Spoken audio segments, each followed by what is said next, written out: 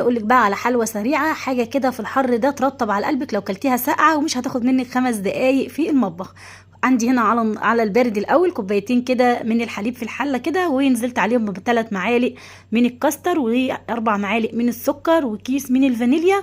وهبدأ هنا زي ما انتم شايفين كده اقلبهم الاول على البارد، وبعد كده هبدأ اشغل النار على الخليط ده لغاية لما القوام بتاعه يتقل معانا بالشكل ده.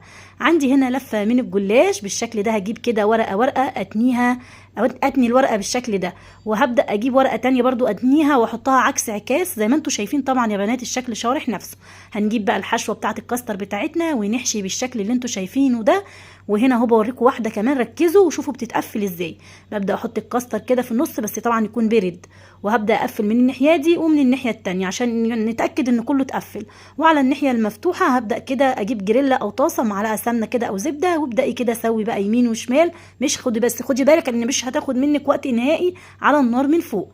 واول ما تطلعيها تزينيها بقى كده بصوص شوكولاتة، عايزة تاكليها ساقعة تخليها التلاجة، عايزة تاكليها سخنة تاكليها زي ما هي كده. حلوة سريعة وخطيرة بجد وتحفة، والولاد انبهروا بيها.